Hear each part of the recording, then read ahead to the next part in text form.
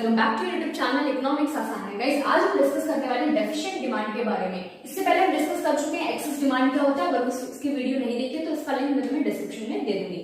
So guys, आज हम detail में डिस्कस करने वाले हैं कि डेफिशिएंट डिमांड क्या होता है, ग्राफिकली किस तरीके से रिप्रेजेंट करेंगे, क्या रीजन है, क्या इंपैक्ट है, बहुत ही डिटेल में हम देखने वाले हैं। सो गाइस, स्टार्ट करते हैं आज की क्लास। डेफिशिएंट डिमांड की अगर मैं बात करूं तो डेफिशिएंट डिमांड का मतलब क्या है कि जब हमारी एग्रीगेट डिमांड लेस देन हो जाए एग्रीगेट सप्लाई से। इकोनॉमिक इक्विलिब्रियम में कब आती है? जब एग्रीगेट डिमांड इक्वल होती है एग्रीगेट सप्लाई के eight full employment level. But जब मैं बात करूं डेफिशिएंट डिमांड की, डिमांड कम हो गई है, तो एग्रीगेट डिमांड जब लेस देन होगी एग्रीगेट सप्लाई से। ग्राफिकली किस तरीके से रिप्रेजेंट करेंगे? एक्स एक्सिस पे ले रही मैं income, output and employment, Y axis पे ले रही मैं एग्रीगेट डिमांड। एएस की बात करें तो हमारा ओरिजिन से स्टार्ट होकर 45 डिग्री के एंगल पे बनता है और अपवर्ड स्लोपिंग बनता है। एएस जो है हमारा एग्रीगेट सप्लाई जो वो इक्वल होती है इनकम के, और इनकम को या तो हम कंज्यूम करेंगे या सेव करेंगे, तो मैं बोल सकती हूँ कि एग्रीगेट सप्लाई क्या होगी? C plus S. क्लियर? अब एग्रीगेट डिमांड की बात करें तो अबव द ओरिजिन स्टार्ट होता है। ऐसा क्यों? क्योंकि जीरो लेवल ऑफ इनकम पर भी हम कंजम्पशन करते हैं, जिसको ऑटोनोमस कंजम्पशन बोलते हैं। तो अबव द ओरिजिन हमारा एग्रीगेट डिमांड पर स्टार्ट होगा और अपवर्ड स्लोपिंग बनेगा। क्यों? क्योंकि जैसे जैसे इनकम बढ़ेगी वैसे वैसे एग्रीगेट डिमांड भी बढ़ेगी। तो एग्रीगेट डिमांड क्या होता है? Consumption plus investment, C plus I. अब बोला क्या गया है हमें कि एग्रीगेट डिमांड लेस देन हो गई एग्रीगेट सप्लाई से, तो डिमांड को कम कर दो। डिमांड को मैंने क्या करा? कम कर दिया। तो AD1 मेरा क्या होगा? C plus I minus change in I. Investment क्या हो गई है? कम हो गई है। इस वजह से डिमांड क्या हो गई है? कम हो गई है। तो इस वजह से क्या होगा? E से F हमारा गैप क्रिएट होगा। इस गैप को बोलेंगे डिफ्लेशनरी गैप। डिफ्लेशनरी गैप क्यों? क्योंकि डिमांड कम हो गई है, जिसकी वजह से क्या होगा? इकोनॉमी में प्राइसेस कम होंगे, डिफ्लेशन क्रिएट होगी, तो इसको हम बोलेंगे डिफ्लेशनरी गैप। क्लियर हुआ किस तरीके से रिप्रेजेंट करेंगे डेफिशिएंट डिमांड को ग्राफिकली? अब रीजन क्या है? क्यों डेफिशिएंट डिमांड, क्यों डिमांड कम हो रही है एज कंपेयर टू सप्लाई? क्या इंपैक्ट पड़ रहा है उसका output, employment and general price level पे? बहुत ही डिटेल में हम इसको देखेंगे अभी। अब ये जो हमारा जो एग्रीगेट डिमांड आएगी ना, ये हम इसको बोलेंगे कि हम क्या है, यहाँ पे तो ई पॉइंट पे हम क्या थे? फुल एम्प्लॉयमेंट पे थे। There is no involuntary unemployment at full employment level of equilibrium. ठीक है? इनवॉलंटरी अनएम्प्लॉयमेंट का मतलब क्या होता है कि जो लोग काम करना चाहते हैं एग्जिस्टिंग वेज रेट पर और उनको काम मिल जाए, तो यहाँ पर इक्विलिब्रियम पॉइंट पर इनवॉलंटरी अनएम्प्लॉयमेंट एग्जिस्ट नहीं करती है। कि जो लोग काम करना चाहते हैं एग्जिस्टिंग वेज रेट पर, सबको काम मिल चुका है, बट जब एग्रीगेट डिमांड कम हो जाएगी तो ये रिप्रेजेंट कर रहा है कि इकोनॉमी क्या है? अंडर फुल एम्प्लॉयमेंट है, फुल एम्प्लॉयमेंट से कम आ गई है। कैपेसिटी है कि हम एडी तक पहुंच सके, बट हम कहां पर है? AD1 पर है। तो यहाँ पे क्रिएट हो जाती है अंडर फुल एम्प्लॉयमेंट। ठीक है? यहाँ पे इनवॉलंटरी अनएम्प्लॉयमेंट एग्जिस्ट करती है। समझ में आया? रीजन क्या है? क्यों डेफिशिएंट डिमांड हो रही है? क्यों डिमांड कम हो रही है?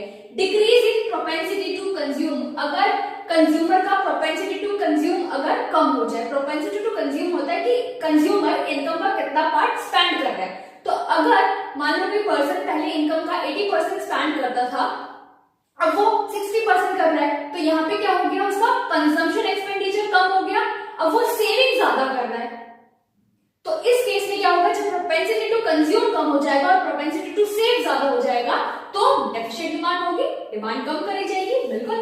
Then increase in taxes. अगर गवर्नमेंट टैक्सेस रेट बढ़ा दे, टैक्स रेट बढ़ाएगी, तो डिस्पोजेबल इनकम क्या हो जाएगी?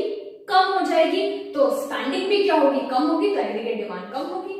Then decrease in government expenditure. अगर गवर्नमेंट एक्सपेंडिचर कम कर रही है, मान लो फ्लाईओवर हो गया या फिर रोड्स वगैरह कम बनवा रही है, तो इससे क्या होगा? गवर्नमेंट इन्वेस्टमेंट कम कर रही है। इन्वेस्टमेंट कम कर रही है तो क्या होगा? इनकम कम जनरेट होगी इकोनॉमी में, क्योंकि हमें पता है जितनी इन्वेस्टमेंट होती है इकोनॉमी में, उसका मल्टीपल टाइम्स क्या होता है? इकोनॉमी में इनकम जनरेट होती है। तो अब इनकम कम जनरेट होगी तो ऑब्वियसली क्या होगा? डिमांड कम होगी।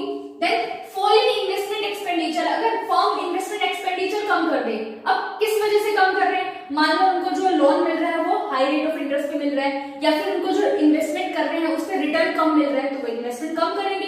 इन्वेस्टमेंट कम होगी तो लोगों की इनकम कम होगी, इनकम कम होगी तो एग्रीगेट डिमांड कम होगी। Then rise in imports. Import बढ़ जाए। इंपोर्ट कब बढ़ेगा? जब मेरे को जो फॉरेनर गुड्स हैं वो चीपर होंगे in comparison to domestically produce good, तो मैं क्या कराऊंगी? इंपोर्ट कराऊंगी। तो जब इंपोर्ट बढ़ जाएगा तो डोमेस्टिकली डिमांड क्या होगी? कम होगी। Then fall in export. Export कम हो जाए। एक्सपोर्ट होता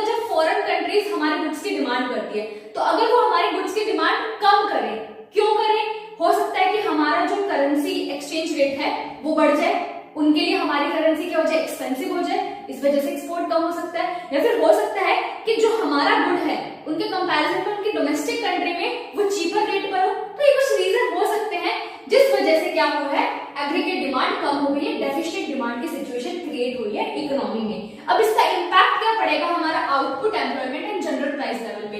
आउटपुट की बात करें, देखो फुल एम्प्लॉयमेंट लेवल पे जब इकोनॉमी है तो एग्रीगेट सप्लाई इक्वल है एग्रीगेट डिमांड के। तो जब हमारी डिमांड कम हो जाएगी तो क्या होगा, इन्वेंट्री बचेगी, स्टॉक बचेगा। तो स्टॉक ऑलरेडी बच रहा है तो प्रोडक्शन बढ़ाएंगे या कम करेंगे? कम करेंगे। तो प्रोडक्शन क्या हो जाएगा, आउटपुट क्या हो जाएगा, हमारा फॉल हो जाएगा। एम्प्लॉयमेंट, ऑलरेडी स्टॉक बच रहा है हमारे पास, डिमांड हो नहीं रही है, तो हम एम्प्लॉयमेंट भी क्या कर देंगे, कम कर देंगे। तभी मैंने बोला कि जब एग्रीगेट डिमांड कम होगी तो यहाँ पे इनवॉलेंटरी अनएम्प्लॉयमेंट एग्जिस्ट करती है, क्योंकि एम्प्लॉयमेंट फॉल हो जाएगी बिकॉज प्रोडक्शन की डिमांड जो है, आउटपुट की डिमांड जो है वो फॉल हो गई है, तो एम्प्लॉयमेंट भी फॉल होगी।